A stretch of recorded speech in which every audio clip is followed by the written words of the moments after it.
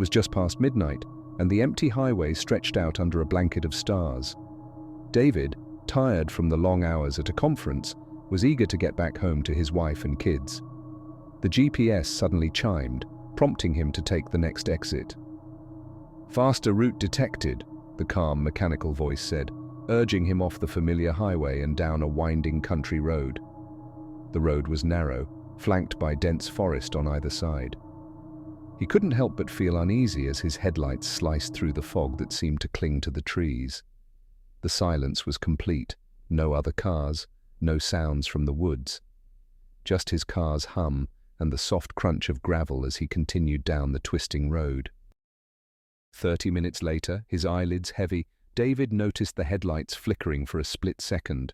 It jolted him awake, and he tightened his grip on the wheel. "Come on, not now," he muttered, glancing at the dashboard. Everything seemed fine, but the flickering left him with an uncomfortable sense of dread. A few minutes later he saw something in the distance, a figure standing by the side of the road, motionless.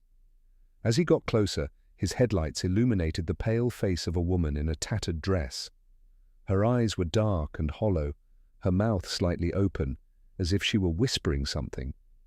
David slowed, heart racing. What was she doing out here alone at this hour? He considered stopping, but felt an overwhelming sense to keep driving. He tried to tell himself it was his exhaustion playing tricks on him. The figure faded into the night as he drove past, and he released a shaky breath. But the road only grew darker, the trees pressing in closer. And then, the GPS screen blinked and went black, as if the device had suddenly lost power. A cold sweat broke out on his forehead. The silence felt heavier now. He adjusted his mirror to glance behind him, making sure the woman wasn't following him somehow. That's when he saw it. An old, battered truck trailing just a few yards behind him, its headlights dim and flickering. Where did that come from? David pressed down on the gas, hoping to outpace it, but the truck matched his speed, shadowing his every move. The road ahead twisted through thick fog, and David's grip tightened as he tried to stay calm. The truck was tailing him closer now, its engine's growl filling the otherwise silent night. Panic settled into his chest as he realized the truck's headlights were growing dimmer, almost as if the vehicle itself was disappearing and reappearing in the fog. "This can't be real," he thought, swallowing hard. Suddenly, the truck vanished. David blinked, confused, scanning his mirrors, but it was gone as quickly as it had appeared. He exhaled shakily, but just as he looked back at the road, his headlights caught sight of another figure. This time, it was a young child standing in the middle of the road, holding a teddy bear, staring directly at him with wide, vacant eyes. David slammed on the brakes, heart hammering, but the figure didn't move. The child's gaze was fixed and unblinking, their face expressionless. The seconds stretched unbearably as David stared, trying to understand what he was seeing. Then, as if snapping out of a trance, he glanced down at the clock on his dashboard. The digital numbers were frozen, unmoving, and the headlights of his car flickered again, as though something was draining the life out of it. Terrified, he looked back up at the road, but the child was gone. David's pulse pounded in his ears. He put the car in gear and pressed the gas, wanting nothing more than to get back to the main road, back to where he felt safe. But then, just ahead, he saw something again. This time not a person, but a large, dark shape lying across the road. His headlights barely reached the edges of it, but he could see enough to know it blocked the road completely. There was no way around it. He braked, staring at the shape, trying to make out what it was. It looked like a car. No, several cars, stacked haphazardly, one on top of another, rusted and covered in dirt and vines, as if they'd been there for decades. He threw the car into reverse, but the engine sputtered and died. His headlights flickered one last time and went out, leaving him in complete darkness. He fumbled for his phone, but the screen remained black, as dead as the car. In the silence, a chill crept over him, and he heard it, a soft, scraping sound, like metal against pavement.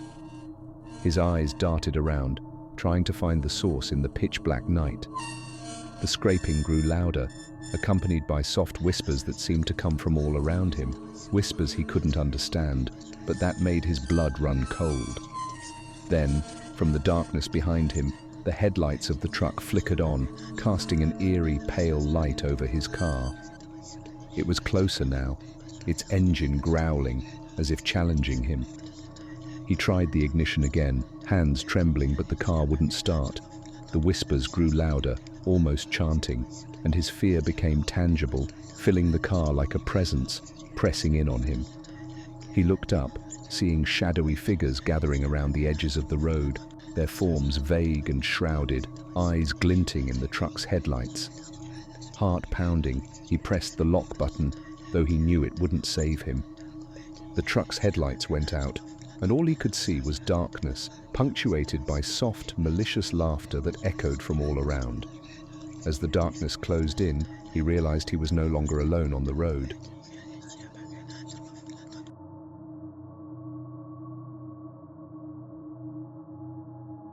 Emily had been standing by the side of the highway for over an hour, her thumb outstretched, illuminated by the soft orange glow of the setting sun. Her car had died miles back, and with her phone out of range, she figured hitching a ride was her best bet to reach a gas station before dark.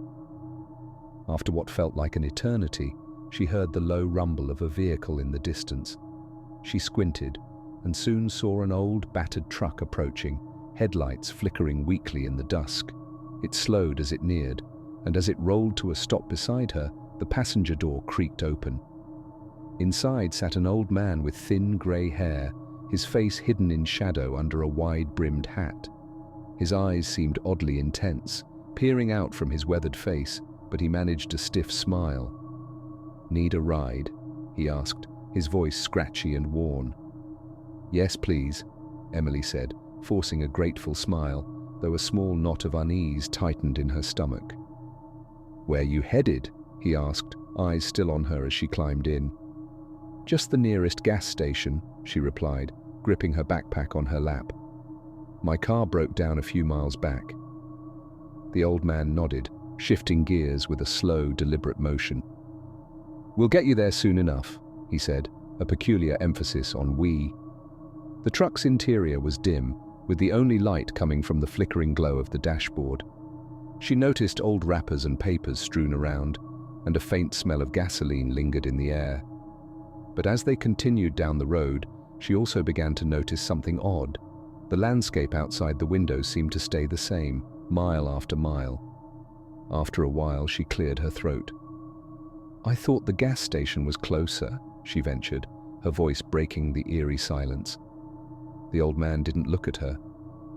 "You must be tired," he said softly, almost absently. "Roads out here have a way of playing tricks." She forced a nod, trying to ignore the strange feeling that something was very wrong.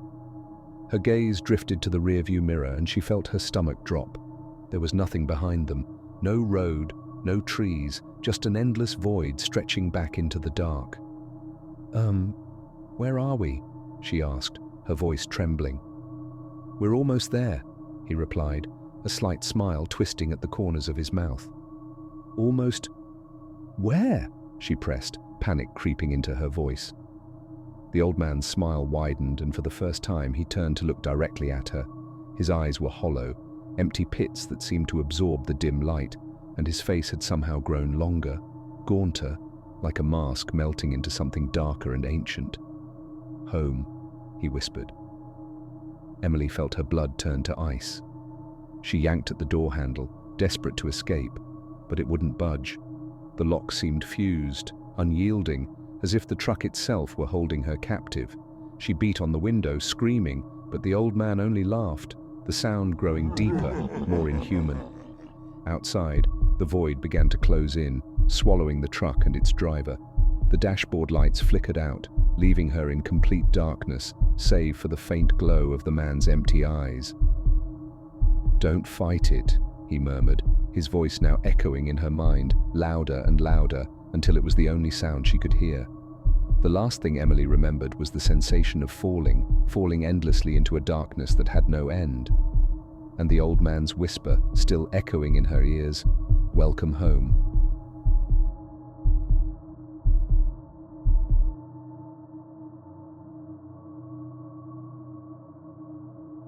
It was close to midnight when Tom realized he'd taken a wrong turn. His GPS had stopped working miles ago, and he hadn't seen a single signpost or car for what felt like hours. Just an endless stretch of dark road through the misty countryside. His gas tank was nearly empty, and his eyes were heavy. Relief washed over him when he saw the flickering neon lights up ahead, Joe's roadside bar. The parking lot was empty, except for one rusty old truck, its windows fogged up as though someone had just stepped out. But the bar itself was alive, glowing with a soft, eerie light that spilled onto the empty lot. Tom hesitated for a second but brushed the feeling aside, figuring he'd stop in for directions, maybe a quick drink to steady his nerves. As he stepped inside, the first thing he noticed was the smell. A thick, cloying scent of damp wood and something he couldn't quite place, almost like iron.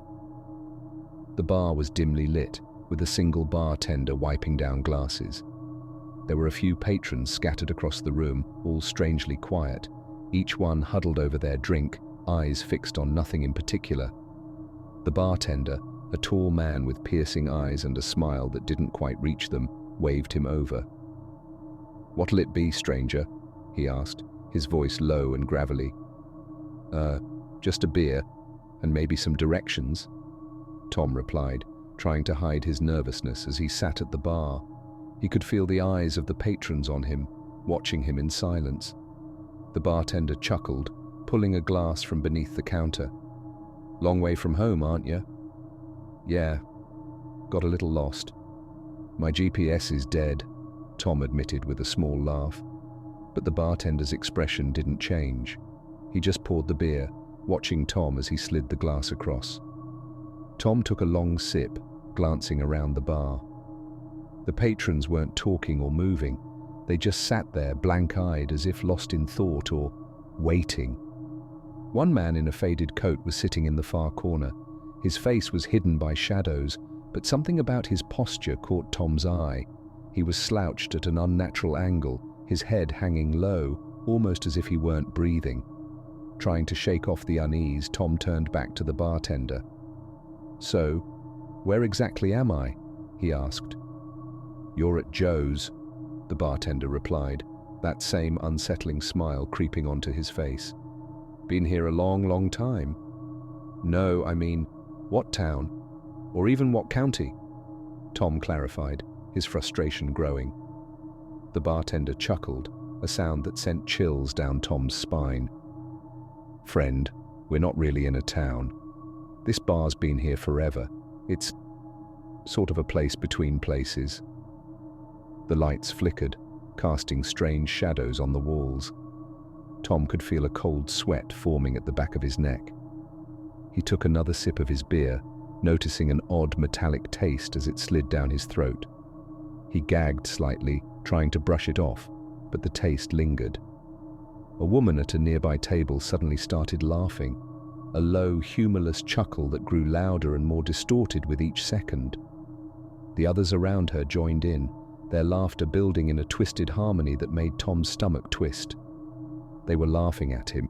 Panicking, he set his glass down and made to leave, but the bartender's voice stopped him cold.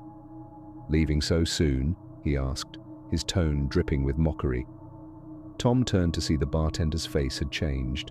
His eyes had grown darker, and his mouth was stretched into a grotesque grin, his teeth sharper, almost fang-like. Tom felt frozen in place, trapped by the bartender's gaze. He forced himself to turn back to the door, but it was no longer there. In its place was a solid wall, as if the exit had simply ceased to exist. He looked around wildly, realizing that the entire room had changed. The walls seemed closer, the ceiling lower, and the patrons, they weren't just watching him anymore. They were standing, each one inching closer, their hollow eyes fixed on him. "Where's the door?" Tom shouted, voice cracking with fear. The patrons closed in, their faces twisted and hollow, the bartender's laughter echoing in his head. "Once you're here, friend," the bartender drawled, his voice an eerie echo, "you don't leave." Tom backed up against the bar, his breath coming in short gasps as the room grew darker and darker. The last thing he saw was the bartender, looming over him, his face contorted into something grotesque and inhuman. By morning, the lights at Joe's roadside bar had gone dark, the parking lot empty.